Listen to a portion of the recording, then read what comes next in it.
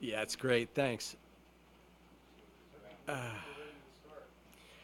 well, it's a call-in show tonight, so I'll be able to see your notes to me, Rob. I won't be looking the other way. Da, ba, ba, ba, ba.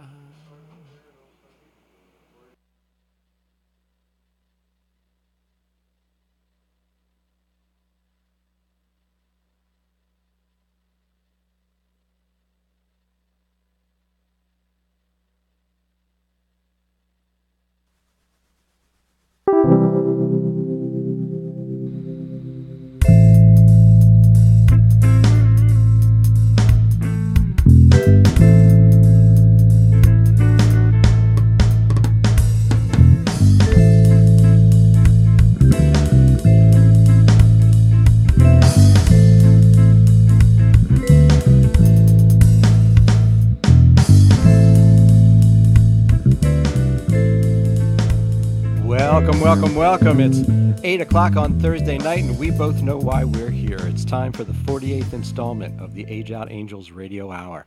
My name is Greg Rapport. I am the founder and executive director of Age Out Angels. We are a 501c3 nonprofit corporation that provides one-to-one mentors to vulnerable youth for the purpose of coordinating the care and services that they need to survive and hopefully help them avoid some of the horrible pitfalls that they will face, particularly if they don't have a proper safety net. This program is brought to you every week at this same time, courtesy of Doc G, William Saunders, Ruben Rodriguez, and the fine people here at Hamilton Radio who allow us to use this airtime. Doc G is on the big board tonight. Robin is here producing. Ruben is here somewhere. It's so great to see all of you. And thank you so much at home for tuning in. We have big stories and a fascinating guest tonight on the radio hour. So stay with us for the whole hour tonight if you can. And please remember all the other fine programs that are here at www.hamiltonradio.net. If you're listening to this program, it means you have an interest in child welfare, and that means you might also be interested in the education system. And I found a program this week on Hamilton Radio that might be right up your alley. Monday evenings at 7 p.m., program called The Argument, hosted by a lady named Felicia Nace. And she is extremely knowledgeable and gives you a substantive, thought-provoking hour of radio completely based on the education system once a week. So if you like this show, you may just find The Argument every Monday at 7 p.m. to your liking. And it's all right here at www.hamiltonradio.net. My guest tonight is Aaron Gray. His website, it's called Aunt Bertha.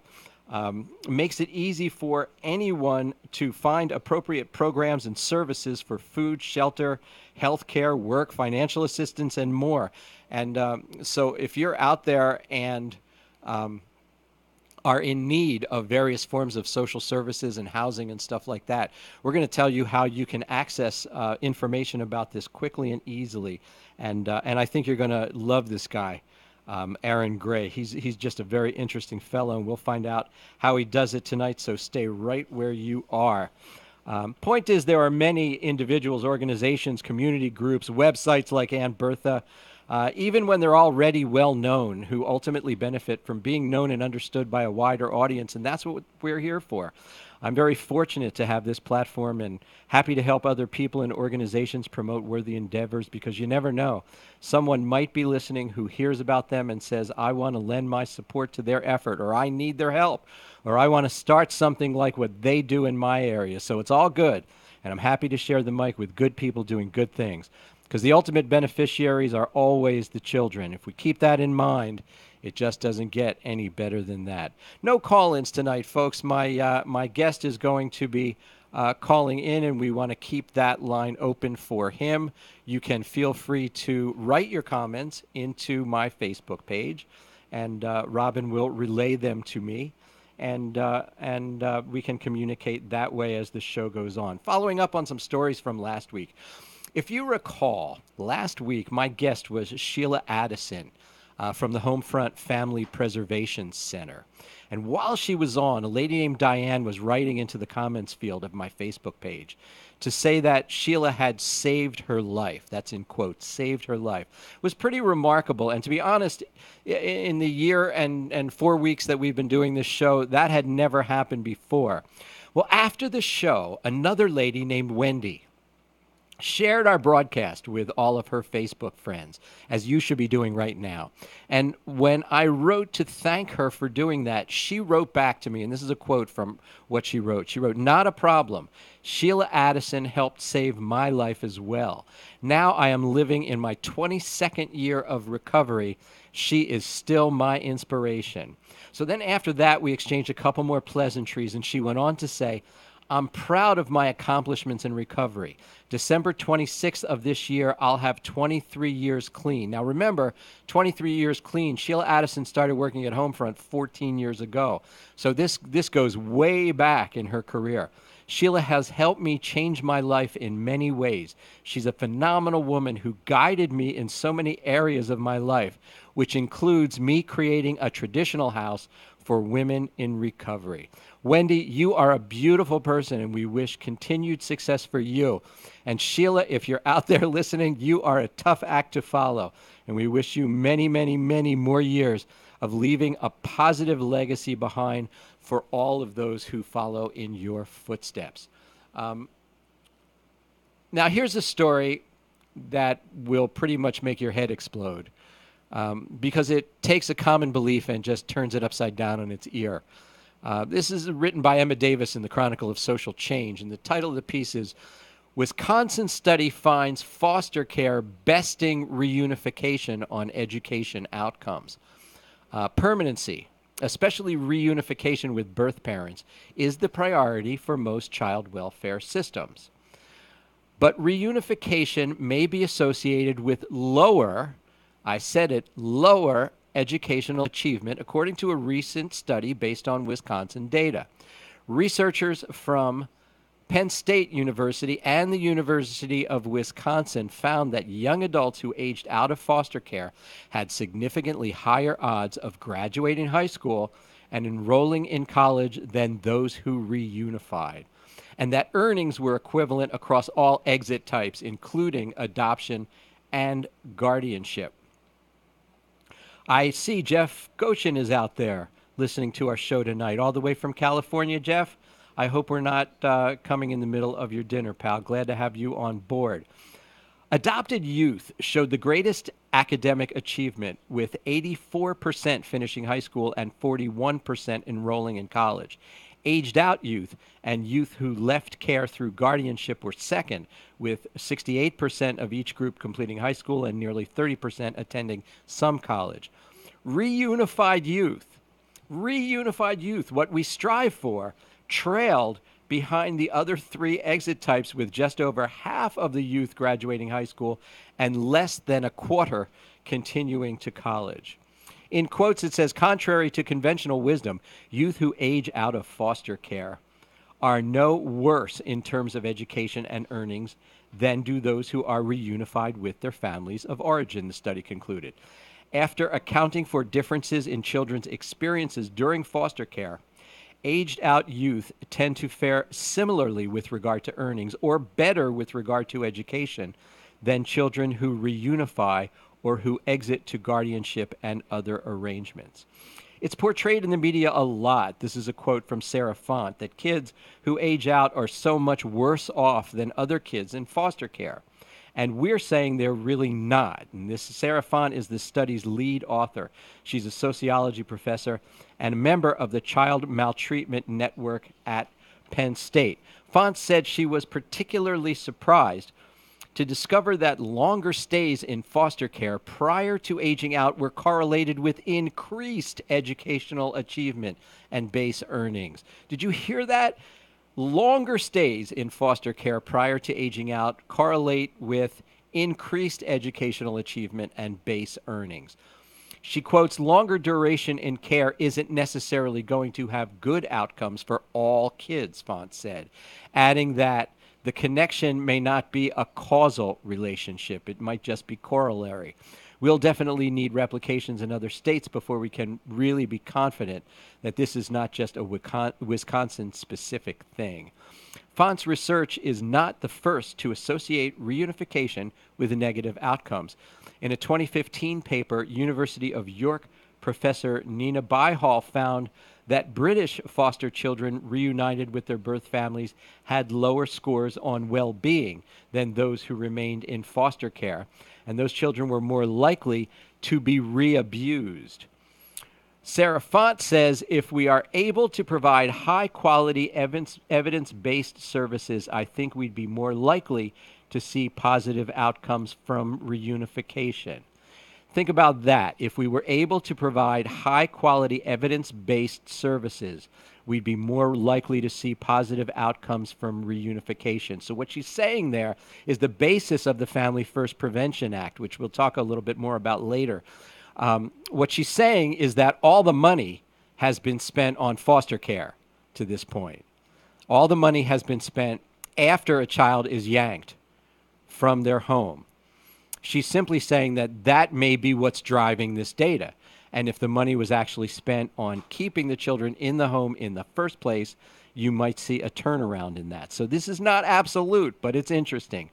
Font likewise recommended a longer period of support and supervision for reunited families. So once the child goes back, she wants to see social services with them longer, equal to what children who leave foster care through adoption and kinship care receive. If we are able to provide high-quality, evidence-based services, I think we'd be more likely to see positive outcomes from reunification. And remember that there are 4 core causes that land children in foster care, or that cause a child to be abused or neglected: poverty, drug addiction, mental illness, and poor parenting skills. And lots of times, the poor parenting skills are the result of an intergenerational abuse. The mother was never parented properly. So we need to make sure that we're addressing all 4 of those core causes at the same time. The children who were yanked from their parents at the border were back in the news this week.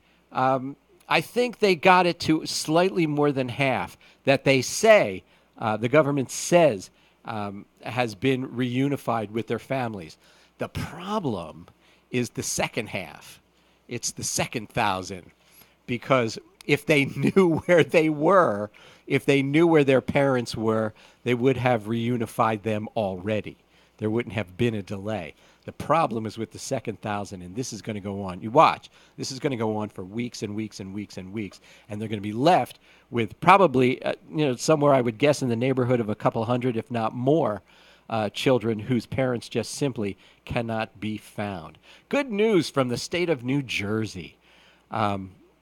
This is an article from the Star Ledger by Carol Johnson, and Carol is the commissioner of the New Jersey Department of Human Services.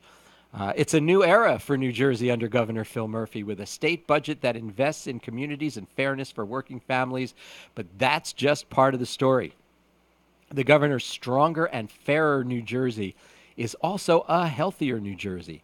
The new state budget signed by the governor includes several steps to finally update and modernize New Jersey's Medicaid program. Boy, at a time when on the national level all we're thinking about is Medicaid cuts. Way to go, Governor Murphy. This means better health care options for the 1.7 million New Jerseyans enrolled in the Medicare program. The governor's changes will help children with autism and individuals with diabetes. We will expand family planning benefits, improve efforts to combat the opioid epidemic, and strengthen our ability to combat hepatitis C. And we'll do more to help people quit tobacco. This is wonderful news. Because this is not just reappropriating money that they used to spend in one. This is like creating money for this.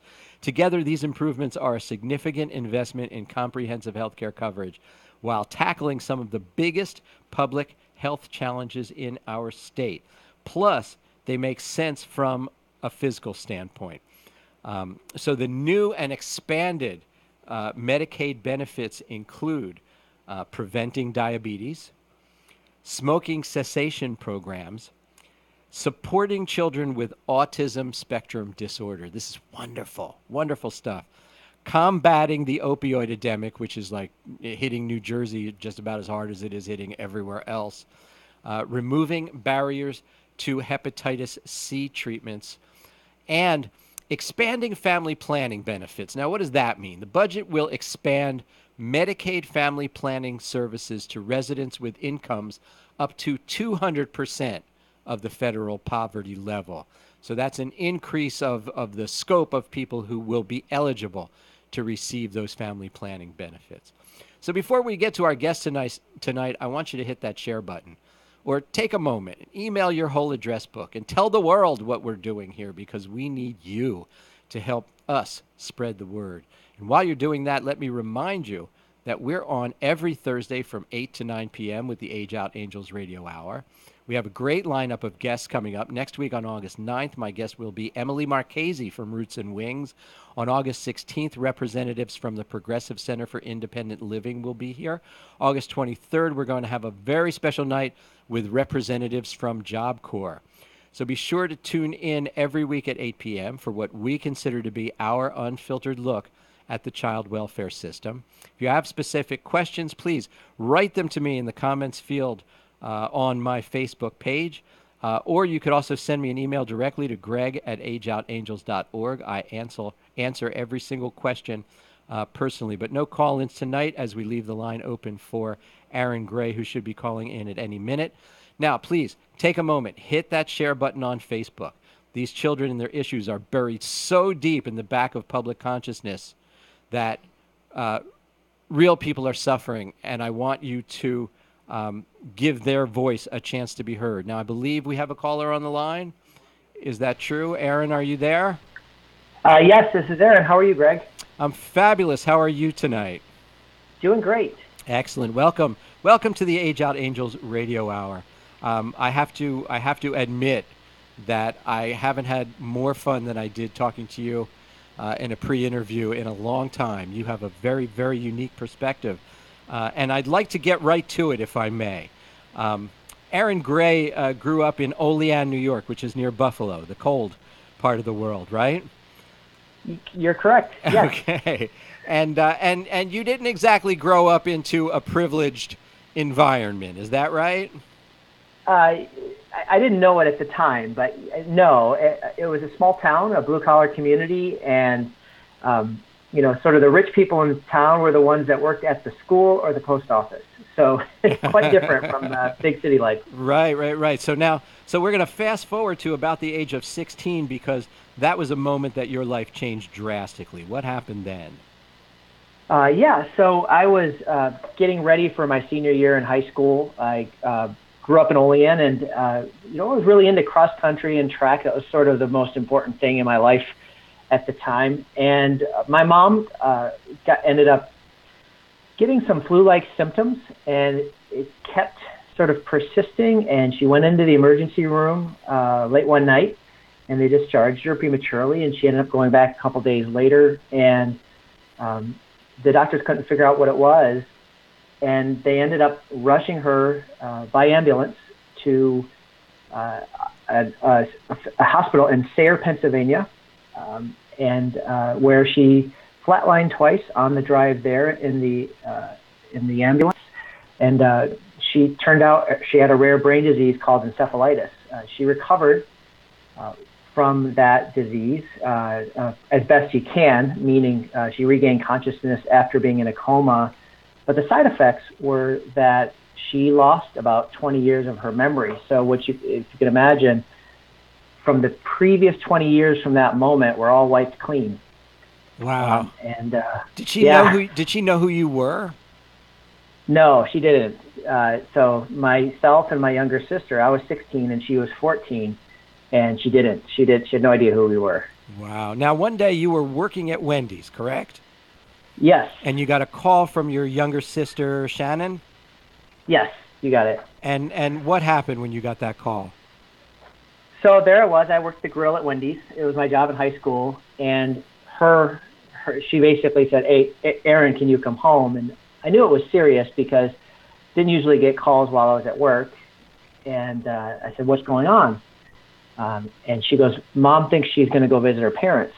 And at that point, I knew I needed to get home. So I drove my car home as fast as I possibly could and pulled up, parked in front of the house, and walked in and talked to my dad. And he was saying, she got mad and she said she's going to go visit her parents. Well, turns out her parents died in the late 70s, and Oh she didn't my. remember. Yeah, yeah. And so she was gonna walk over there, and it was quite the night. It really was one of the most memorable nights of my life. Sure, sure. And so your mother, needed supervision at that point, and you said something to me when we were talking about this before, about how we just don't prepare young people for moments like this. Yeah, it's a club that, and I say this about anybody has lost somebody or has dealt with you know anything. But certainly there's no class, there's no certifications or anything like that. And it's one of those things that just wakes you up. Yeah, And being able to sort of watch family members rally together and just doing the best they can was completely eye-opening, and it certainly changed the trajectory of my life, yeah, my family's lives, and there's it's a broken system, and it needs good people thinking about these problems and trying to make it easier for people in those defining moments. yeah. Absolutely. All right. So you grew up. You went to college. You moved to Texas. Took a job with Dell Computers, right? Um, I did, yes. and your father then sort of also became a little ill and could no longer take care of your mother. So you then took over. I did, yeah. So I thought I wanted to be a programmer, and got my first job. I was a contractor to Dell, which brought me to Texas. Excited to get my first job out of college, and I was there. I was kind of a mediocre programmer, and I get a call from my dad one day. He had experienced some illnesses that he had, and he just wasn't in the physical condition to take care of her anymore. And shortly after that call in early January 2002, I flew up and packed her things, and then brought her down to Texas. And my sister and I were responsible for coordinating her care.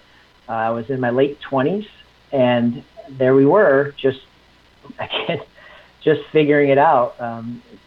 For those, if you can imagine somebody that loses their memory, and my mom was a very strong-willed woman before she got sick. Still is actually strong-willed. But when you take away somebody's memory and what they know, that strong will still stays. And so when people are have that sort of portion of their minds taken away, the safety net really is, if you can afford something to take care of them through either a private pay facility or their mental institutions, especially if you're younger, which she was, or if they are deemed disabled, and if a nursing home will accept somebody, it's the nursing home system. Right. And having bounced around with all three of those situations, it was just one of those wake-up calls Sure. where look around, and it certainly explains the relationship between mental illness and homelessness, and how it's all intertwined. And what the kind of care that you're describing, I think today probably costs somewhere between like $50,000 and $100,000 a year, for that kind of care. So did your mother then have to be placed in a Medicaid-funded nursing home? She did, yes, Yeah. and so we were fortunate in that she was able to be placed in a nursing home, and there are facilities and some amazing human beings that have the patience and are just giving people that have helped her. She's more stable now, far more stable, and I visit my mom on Friday mornings, and we play word find books, but and she's in her early 70s now. But yes, that is where she spent the majority of the last few years. So how's her short-term memory now? Does she remember, things better, like of what's happened in the last 2 weeks, say? Not her short-term memory is not great, but she definitely remembers us, recognizes Okay. us, is excited to see us, Good. And it's really fascinating. I was visiting her. It was about a month back, and she started sharing stories that she remembered during that 20-year gap. Wow. It's really interesting. My sister named her daughter Hannah, and I mentioned Hannah, and I looked at my mom and I said, "Do you remember Hannah? Do you know why she named her daughter Hannah?" And she looks at me and she goes, "After her doll." Mm. I almost broke down in tears Sure. and at that moment, and even telling it now. But Yeah. my sister had a Cabbage Patch doll named Hannah that she adored. Yeah. That's a beautiful thing. Yeah. I don't know if anyone's ever pointed this out to you before, but you just have this wonderful attitude that I wanted to compliment you on, because you finish every piece of hardship with, but we were lucky. We didn't have any money, but we were lucky. My mother got this horrible disease, but she was lucky. She lived. We didn't have money for a nursing home, but we were lucky. We got her into a Medicaid. That's a great way to be, and I hope that wears off, on a lot of our listeners tonight. Okay, so let's talk more about you. You were a computer programmer and you were a contractor for Dell. And then you went to work with the Texas Health and Human Services Commission. And the combination of that and the things that you were doing with your mother sort of put you on this course that you're on now. Am I close on that? You got it. Yes. Okay. So tell us what you were doing with the Texas Health and Human Services Commission. Yeah, so I had a great opportunity to go to work with HHSC in Texas, and that's the agency that processes applications for food stamps, now the SNAP programs, TANF, Medicaid, and CHIP. And what they were trying to do is they were trying to modernize the way people get enrolled. It used to be that you would just go to your local office and wait in line, and so they ended up standing up a way of calling into the call center and using the internet so that people could get enrolled and check on their benefits. So I was there for 4 years and really got to understand the other side of human services and what it takes to run an agency of that size. So a lot of people don't know this, but Texas grows 20% in population every 10 years. So just scaling an operation to provide those services, it is a really hard task. And it was a great 4 years. I enjoyed the work and really got to see the other side of it. One side was a caretaker when I was taking care of my mom. The other side was as an administrator helping the state out. And during those 4 years, was that the time when there were like a couple of particular crises that hit the Texas area that sort of challenged the system's ability to keep up with the need? Yes, absolutely. It was during the economic crisis, during the Great Recession. Okay. And I managed a reporting team whose job it was to forecast the calls that were going to come in so that the agency could staff enough people to answer the phones. And the demand for food stamps rose dramatically because you had a whole new group of people that were employed and not used to interacting with that program or needing the benefits. And so there we were trying to help them. And also the state didn't have enough eligibility workers to get them enrolled. So there were long waiting lists for people to get their food stamps. And having witnessed that and having been a part of trying to fix it, that's getting to where that's where the seeds of Aunt Bertha started. In addition, there was Hurricane Ike happened while I was there, and you had a large population that moved into the state that were trying to get enrolled, and the other populations that got emergency food stamp assistance, but needed the infrastructure for getting them enrolled. So those two events definitely got a chance to see, the good people that work in government and the Herculean efforts they go through. Right up front, right in the right in the heat of battle. Yeah, right on the front lines. And so you and I guess a team that you were working with sort of revamped the system to some degree, did you not? We did, yeah. So we added a bunch of automation.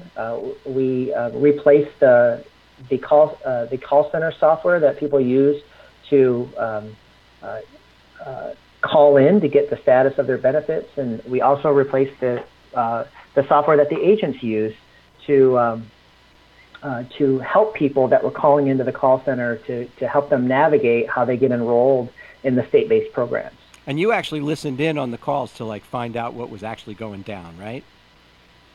Absolutely. So one day I put on a pair of headphones and I went up to Midland, Texas, which is where the call center was at the time, and sat there all day, all morning, and during the food stamp crisis, and I heard a woman from Houston that was calling because she received a letter from the state, and this woman actually was renewing her food stamp certification, and she turned in all of her paperwork the day after she got it from the state.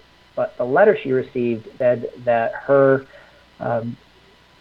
appointment that she needed to renew with a state employee to renew her benefits was going to be 6 weeks after her food stamps were going to expire. Oh, and the problem was that the state just didn't have enough people to keep up with those interviews. And she asked a very simple question. She basically said, what am I supposed to do in the meantime between when my food stamps expire and I have my appointment? amazing. And that's when the wheel started turning about what people do in those situations. Sure. And so we're going to take a short break right now. I want everyone to hit their share button on Facebook. And when we come back, we're going to talk with ERINE Gray about Aunt Bertha and how it can help a lot of you who are out there listening tonight. So whatever you do, don't go away. And ERINE, don't hang up that phone, okay? I'll be back to you in 1 minute.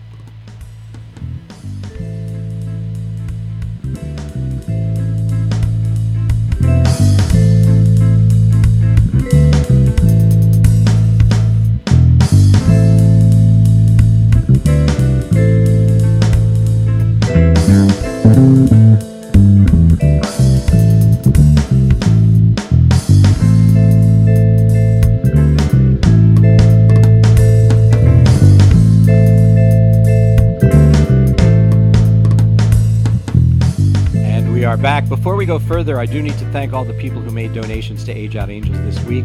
We thank you so very, very, very much for your generosity. And remember, if you have an employee giving fund or matching gifts foundation associated with your place of work, we would certainly appreciate your contacting us and telling us how we can participate in that program. You can private message me on Facebook or email directly to me at greg@ageoutangels.org. And I want to remind everyone that you can donate to Age Out Angels every time you make a purchase from Amazon just by designating Age Out Angels to be your Amazon Smile recipient, and it won't cost you 1 penny more. Back now with ERINE Gray, the founder of Aunt Bertha. So I guess I'm taking you back to 2011, ERINE, right? Yes. Okay, and now you have this idea to create. Was the whole idea just create a database? It was just critical to find out what government and charitable programs were available to them in a couple of clicks, wherever they were in the United States. So that was the gist of the idea. And so, see, I think what was unique about you doing this compared to like a lot of the other people who try this sort of thing and fail is that you really did have the tech background. So you understood sort of exactly what it took, not only to create the infrastructure from a technological point of view, but to gather the information that you would put in there. And you mentioned Yelp to me when we were talking about this. Did you pattern it somehow after the engine that Yelp created? A little bit, yeah. So my skills it's one of those things where you don't know that the dots would connect until afterwards. But being a programmer helped, especially in the early days where I built Aunt Bertha, the first couple of versions myself, and sort of dusted off the programming books. But seeing how these problems have been solved in other areas, what Yelp gave me, as well as some of the others, is the confidence that if they can organize all of the world's restaurants, which is where they started, then there's just not as many human service programs. There just isn't. The reality was that nobody's really dove into the problem to the same extent that private commercial approaches have done for restaurants and online marketing or online marketplaces and things like that. So I think just knowing the technology and knowing that the problem had been solved for other verticals just really boosted my confidence that this was a solvable problem. I'm sorry. Wendy says hi. Stefan is listening all the way from Sweden tonight. Do you believe that? He must be. Stefan, you're working all night, right? You're not just staying up late, are you? It's 2 a.m. in Sweden. Okay, so back to Aunt Bertha. So basically what you did was you built a search platform, yes? You got it. That's what it is. So if let's say one of our Age Out Angels mentees suddenly decides to flee New Jersey and ends up penniless in Ohio, how would Aunt Bertha be able to help them? Yeah, it's easy. You just go to www.auntbertha.com anywhere you are in the United States. So once you get in Ohio, just type in your 5-digit zip code, and immediately you'll be presented with all of the available programs that are in your area. This includes emergency shelters, food stamp programs in that state, health insurance, subsidized health insurance programs, the nearest food pantry. It works in less than a second. All of the programs are indexed and delivered to your phone or your laptop or however you're getting your information.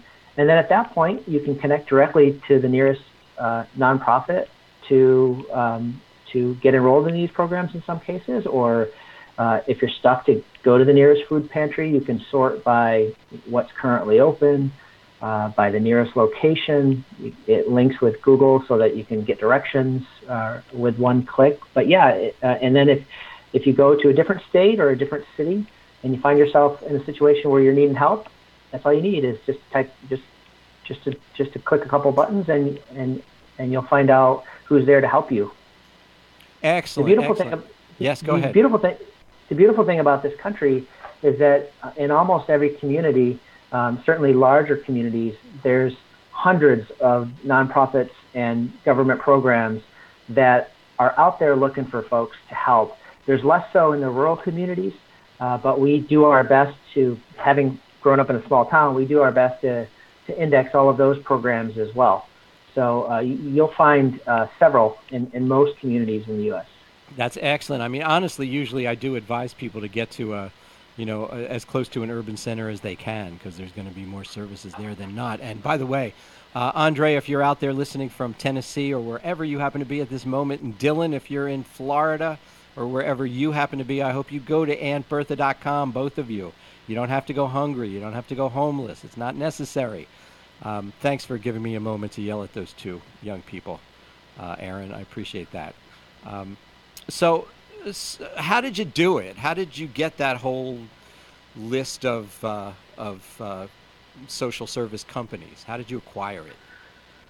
Sure. So I started with just in Austin. So we've been around for going on our 8-year anniversary. August 31st is when it was just me, but when I started the company, and honestly just started building a search algorithm, and started with an Excel spreadsheet and would Google and enter all the food pantries in Austin that I could find, and I'd go to the website of the nonprofit, put it into the spreadsheet. Once that was done, I wrote a little script that uploads it to the web, and eventually I was able to, part of the seed funding for this was I sold my house, which probably wasn't a great investment at the time, if you ask my friends. But that allowed me to hire some part-time folks that helped me data enter those programs. We eventually expanded to the state of Texas. And then we've grown to 50 employees now, actually. And so we have 18 of those employees. It's their job to call these nonprofits, verify the information. We use some automated scripts. And many of the nonprofits, about 1,000 a month, actually are claiming their listing on Aunt Bertha, and they're going ahead and updating it as well, so that all of your users have the most recent information. So it's no silver bullet, but there's a bunch of different folks that are part of it, keeping it current. By the way, I'm getting a note from the producers that listeners are writing in saying it's a good show. So I I think they're listening to you, Aaron. Um, Good job, Mano.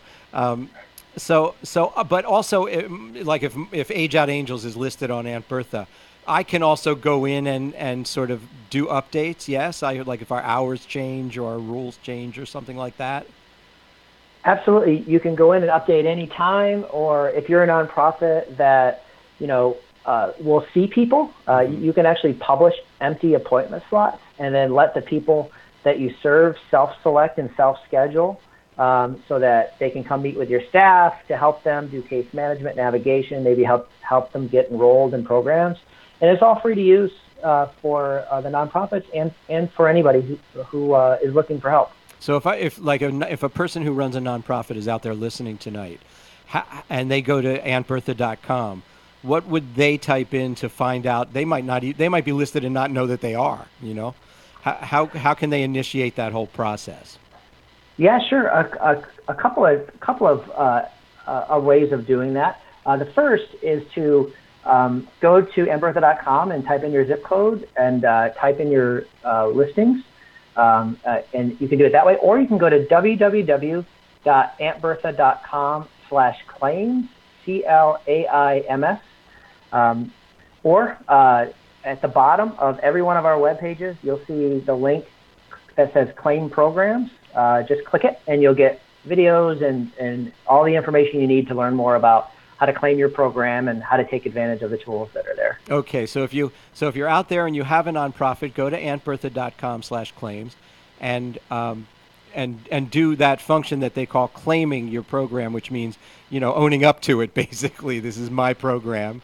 Take responsibility, and then see what's written about your company and make sure that it's right, and unlock those tools that make it easier for you to work with people. I think that's a great idea. Um, I have to ask you because it's the elephant in the room.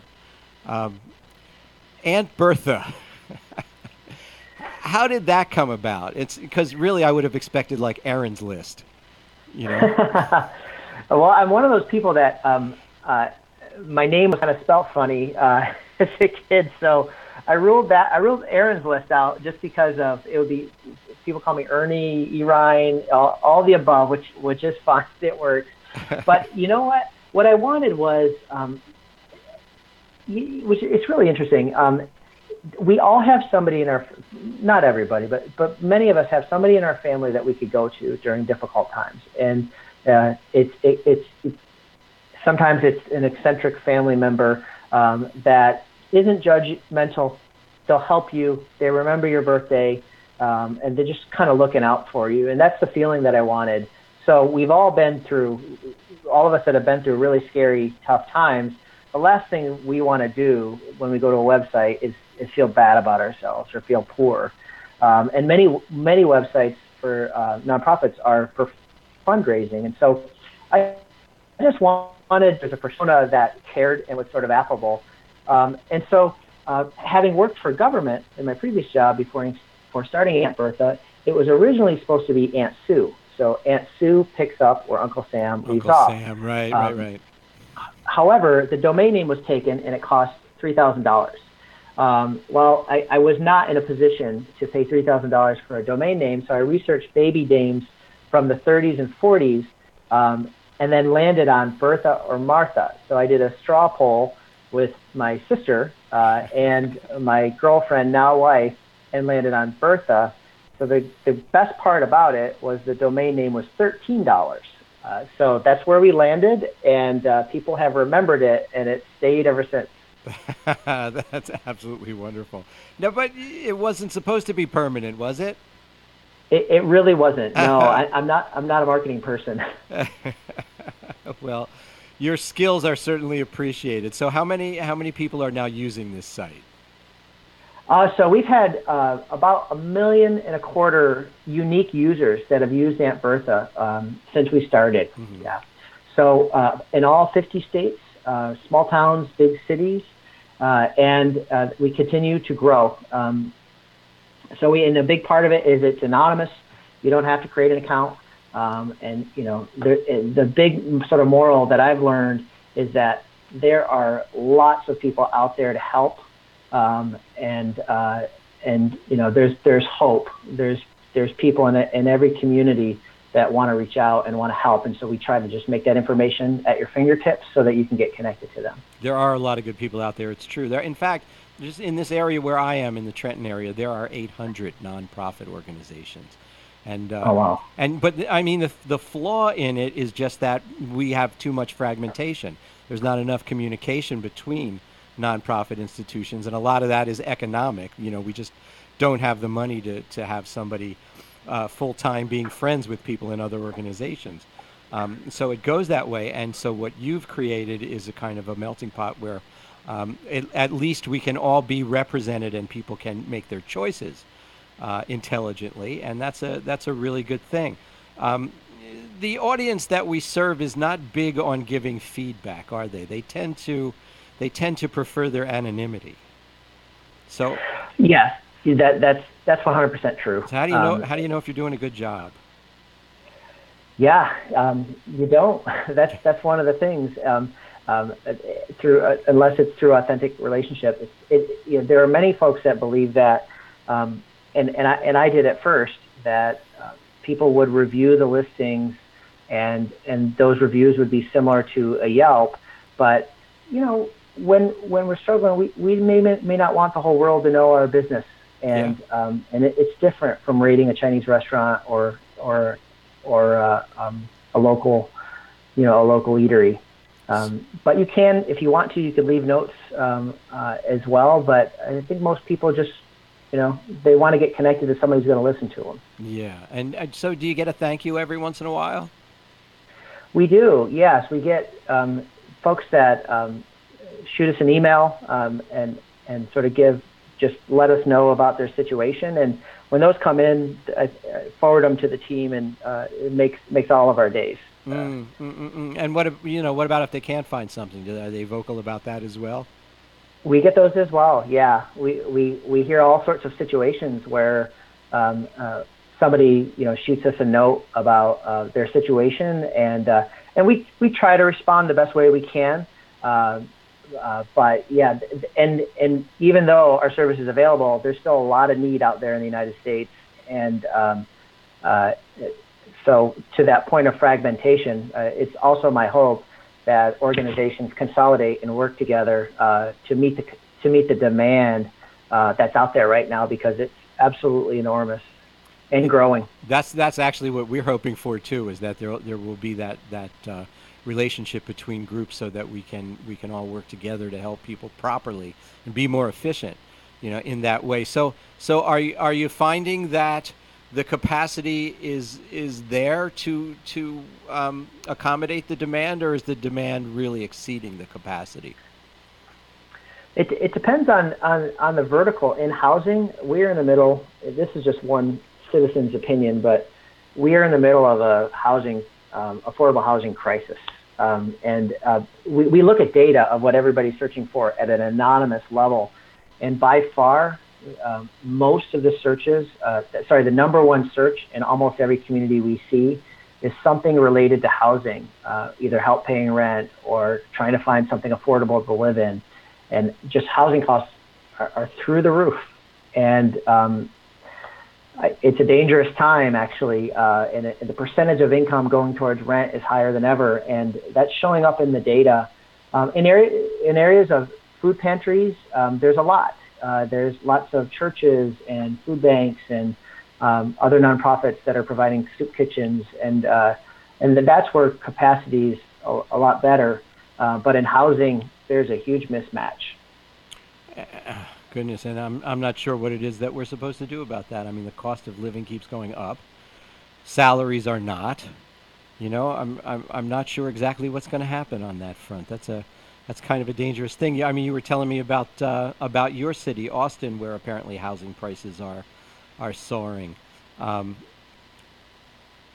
I think it's related to, I think it's all intertwined with how low interest rates are and investors in real estate. So that's another conversation. But I think there's a big discrepancy in a lot of people buying properties, and just it's momentum investing, and all that results is housing prices going through the roof because capital is so cheap. You think it's proportional to interest rates that it I spurs? Go ahead. Yeah, I absolutely do. One argument that people make is that, well, interest rates are lower, therefore people can afford, a mortgage and everything. Well, it just gets priced into the house, and so realtors and brokers are just driving up the cost of housing, and the mortgage stays the same no matter what the interest rate is, and that just prices people out of houses. It all self-perpetuates. The caller wants to know, how does Aunt Bertha support itself? Yeah, no, excellent question. So we have customers that employ large groups of social workers. So we have customers that work in hospitals, Medicaid managed care plans, nonprofit organizations. Basically, anybody that hires large groups of social workers, we have tools that allow those social workers to get people help, and they have access to the reporting, and it integrates with their back-end systems. And those organizations also private label the search. So we basically have an enterprise version for teams of large social workers, and those companies pay us a monthly fee. So we give tools for worker productivity for social workers. So it's not ad-based at all, and never will be. We're completely funded by our customers, and we also got some what's called impact investors, and those are folks that invested in our company because they believe in our impact, and want us to get out there and get to a sustainable business model. And I'm sure it will become more and more significant, your impact, as time goes on. ERINE Gray from Aunt Bertha, ladies and gentlemen. I hope you'll all go out there and go to auntbertha.com. Check out what he's been talking about. ERINE, it's an absolute privilege to have you on the phone. I'll be in Austin, Texas at the end of September, and I hope you'll let me buy you lunch. I would love that, Greg, and thanks for everything you're doing, and I really appreciate the time today. My pleasure. You take care. Good talking to you. We'll be back in 1 minute. Don't go away with some final thoughts.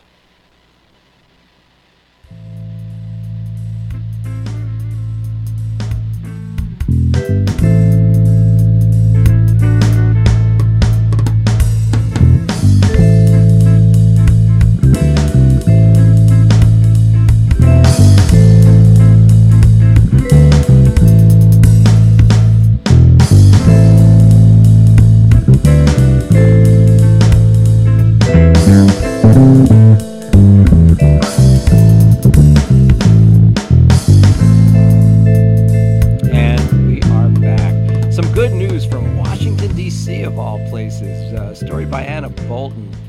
Foster Care Housing Bill passes committee. Congressman Mike Turner's Fostering Stable Housing Opportunities Act. We were just talking about housing, weren't we? Passed yesterday through the House Financial Services Committee. The Fostering Stable Housing Opportunities Act will increase access to housing for youth aging out of foster care without increasing federal spending, Turner's office said. Currently, foster care youths age out of the system and go into, this is what Turner describes, he calls it federally created homelessness. Federally created homelessness. It's a great phrase. With the passage of this through the Financial Services Committee, at least, it's a start. This foster care bill is closer than ever to becoming law. These foster care kids have few resources to find safe, stable housing. His bill is a common sense fix with no additional cost to the federal government that will have a huge impact for the lives of these kids. So now that it's passed committee, Mr. Turner says, I look forward to this bill coming to the full House for passage. Another story, child welfare ideas from the experts. A gentleman named Jordan Sosa, 23 years old. He's a graduate of Cal State Fullerton. And he is one of the participants of what's called the Foster Youth Internship Program, which is a group of 10 former foster youths who have completed congressional internships. I'm tripping over the word congressional tonight. I don't know why.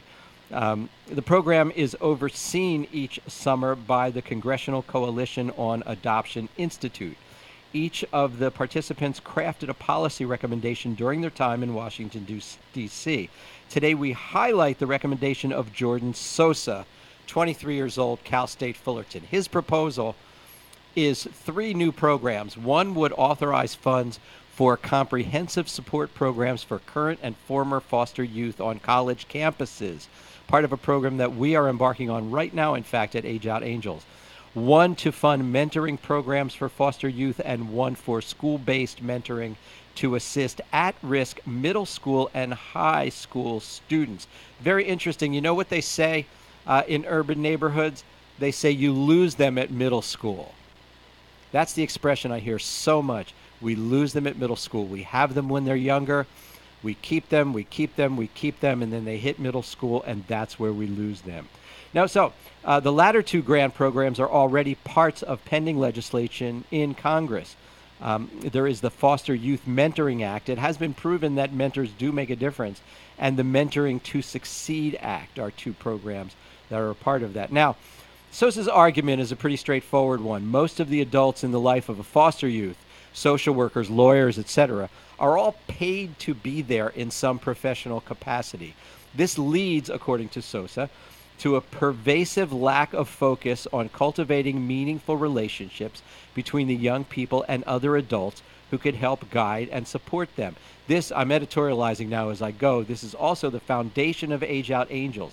All the mentors are volunteers. No one is paid to mentor someone in Age Out Angels, and therefore those mentors will always be there because the funding doesn't run out. That's what's important here. When the funding runs out, mentors for these kids just disappear. They say, oops, sorry, the funding's gone, I'm moving on.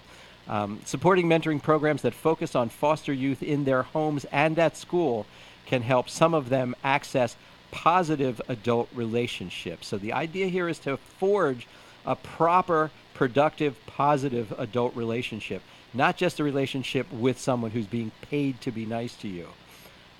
In his own words, Sosa says, my transition out of foster care was challenging. During my first year at Cal State Fullerton, I struggled to find a supportive community and felt intimidated by the college environment. I feel lucky that in my second year, I was accepted into the Guardian Scholars Program, a comprehensive support program exclusively for current and former foster youth, which provided much needed financial support and, even more important, connected me with individuals who had spent time in foster care and helped me recognize my self-worth. Now, the Chronicle for Social Change commented on this, saying recent research showed that while a growing number of college campuses do have support networks exclusively for foster youth, many, many more do not have such services. Sosa participated in Guardian Scholars, probably the most entrenched and long-running support system for foster youth on college campuses. The program is currently available to students at nearly 36 California campuses. Also of interest from California, Friends of the Children, which uses full-time mentors to serve at-risk and low-income youth. They recently launched a program solely focused on mentoring foster youth in the Los Angeles area. Will be very interesting to see how this develops. So our final story tonight has to do with the Family First Prevention Services Act update. We're getting information coming out every single week now about the Family First Prevention Act.